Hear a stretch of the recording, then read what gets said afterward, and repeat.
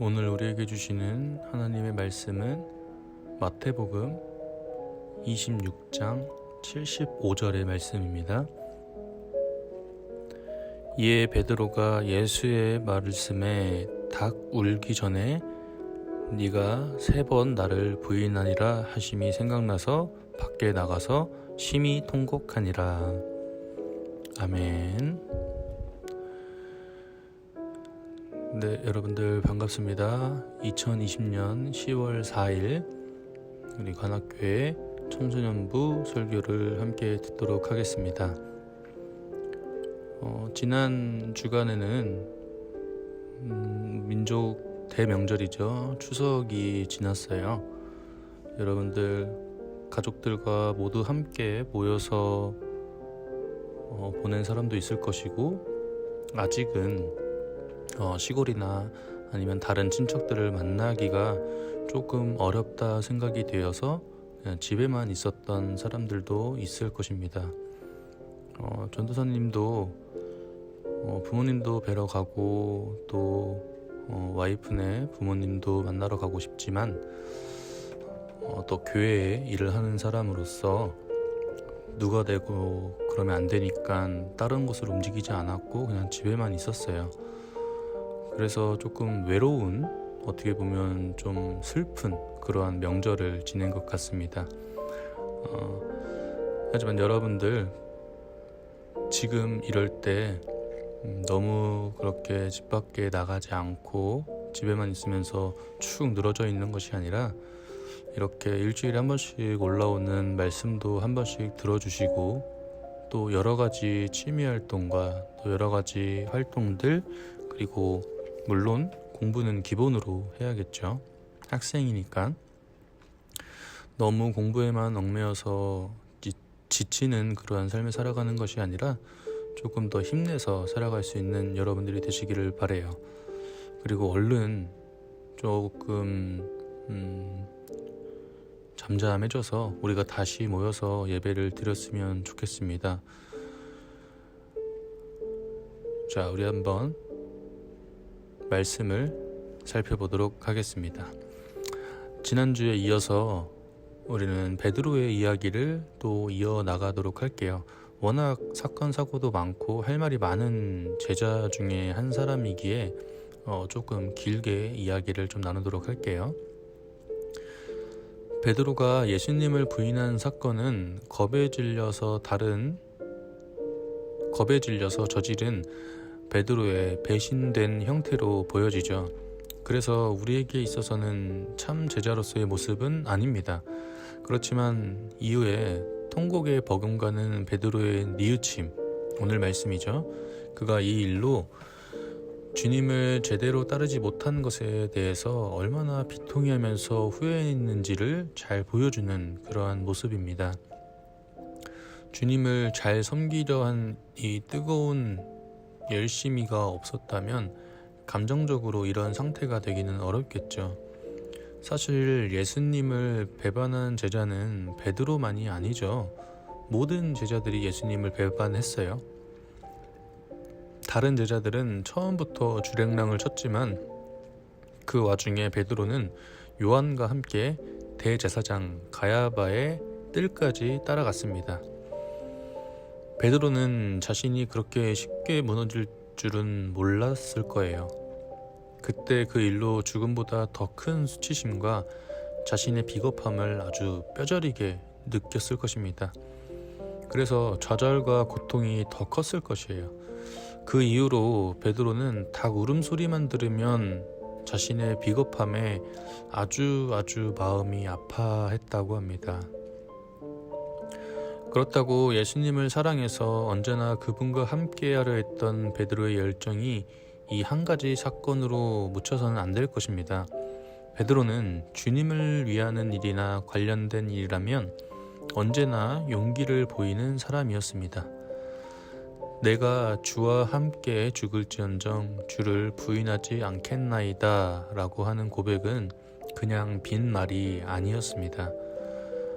마태복음 26장 47절의 말씀을 보면 가룟 유다를 꼬셔서 예수님을 잡기 위해 나는 새도 떨어뜨릴 만한 권세를 가졌다고 하는 대제사장들이 큰 무리를 동원해서 예수님을 체포하려고 다가왔습니다. 이때 보통 사람들 같으면 기가 팍 죽는 그러한 상황이었겠죠. 베드로는 지금 허세나 만용을 부릴 그러한 상황이 아니었어요. 그런데도 요한복음 18장 18절의 말씀을 보면 제자 중 한 사람이 검을 취해 대제사장의 종인 말고라는 사람의 귀를 떨어뜨렸는데 그 떨어뜨린 사람이 바로 베드로였다라고 기록하고 있습니다. 정말로 베드로의 그 용기는 만용과 허세가 아니었고 선생님을 사랑하는 제자의 죽음을 각오한 헌신된 용기였습니다. 그런데 그처럼 용기 있는 사람이 어떻게 보잘것없는 계집종의 질문에 잔뜩 겁을 먹고 예수님을 부인한 것일까요? 한마디로 요약하자면 죽음에 대한 두려움, 그 때문이었습니다. 죽음에 대해 자유로운 사람은 별로 없어요. 아니, 아예 없다고 해도 과언이 아니겠죠. 예수님도 잡히시기 전에 죽음에 대한 두려움이 분명히 있으셨습니다.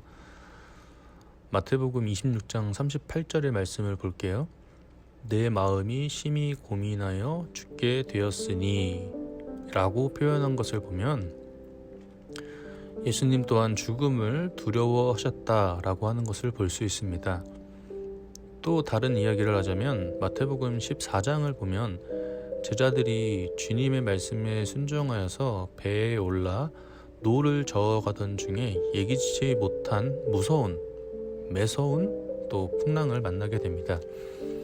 그나마 갈릴리 바다에서 잔뼈가 굵은 제자들이었기 때문에 감당하기 어려운 풍랑임에도 사투를 벌이다가 어느덧 새벽 2시가 되었어요.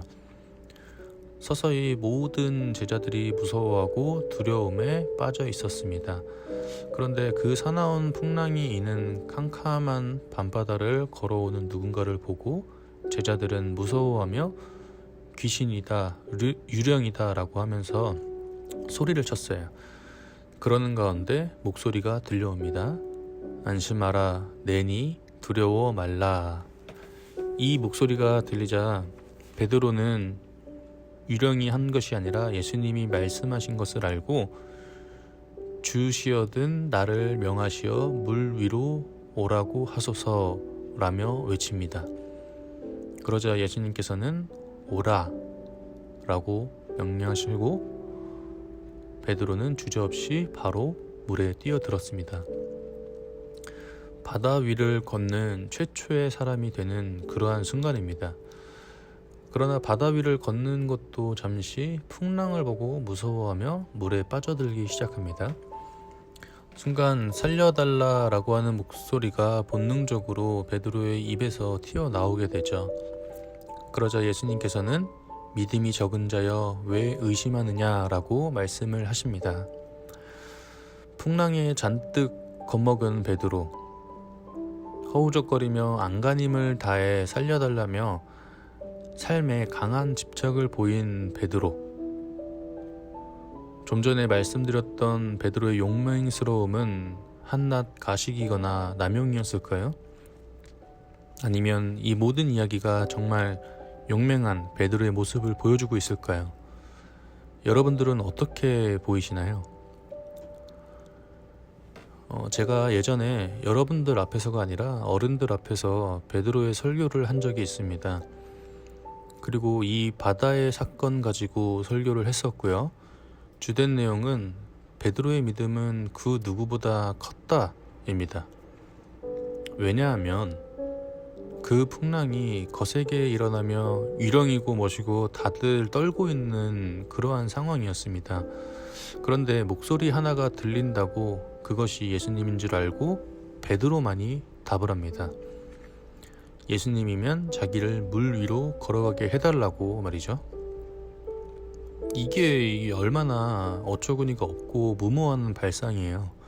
저 같으면 예수님인 걸 알았으면 예수님이시면 바다를 잔잔하게 해주세요 라고 하던지, 아니면 예수님이 정말 맞는지 의심을 할 텐데, 이 베드로라고 하는 사람은 어부 출신이라서 단순 무식해서인지 아니면 정말 100% 확신에 차서 예수님인지 알았는지는 모르겠지만, 그 상황에서 예수님에게 하는 첫 마디가 자신을 바다 위로 걷게 해달라라고 하는 것이었습니다.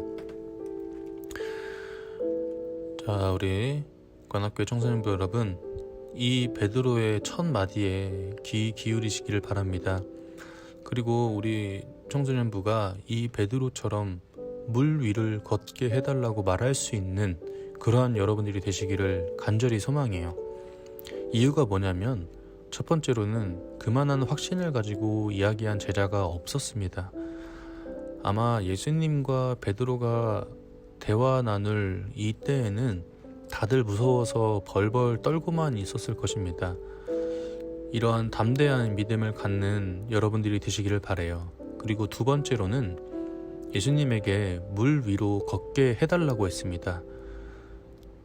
이것은 정말 순수한 마음으로, 그리고 순수한 믿음으로 한 말이었어요. 정말 누군가를 사랑하고 애정하면 닮아지고 또 닮아가고 싶잖아요. 그러한 순수한 믿음과 신앙으로서 한 말이었습니다.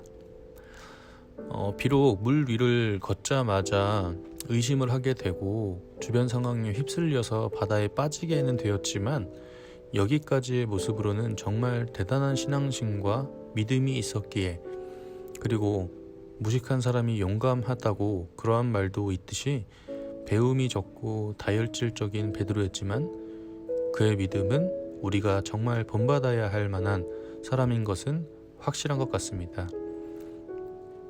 여러분들도 이러한 베드로의 믿음을 보고 또한 그러한 믿음으로 나아가는 여러분들이 되시기를 바라고, 오늘 베드로의 이야기를 통해서 우리가 더욱더 베드로를 이해하고, 또 어떻게 보면 조금 무식한 사람일 수도 있고, 또 어떻게 보면 정말 예수님을 온전히 완전히 믿었던 사람으로 볼 수가 있어요. 이러한 베드로라는 인물을 통해서 우리가 분명히 배울 것이 있습니다. 여러분들, 베드로의 모습을 통해서 우리가 지금 무식하고 배우지 못한 사람이에요. 그러한 믿음으로써 베드로처럼 더욱더 예수님을 100% 믿는, 하나님을 완전히 믿는 여러분들이 되시기를 간절히 소망합니다. 함께 기도하겠습니다. 하나님, 오늘은 쉽게 오해할 수 있는 베드로의 이야기들을 함께 나누었습니다. 우리가 베드로의 겉면만 보는 것이 아니라 진정하고 순수한 그러한 믿음을 볼 수 있게 해주세요.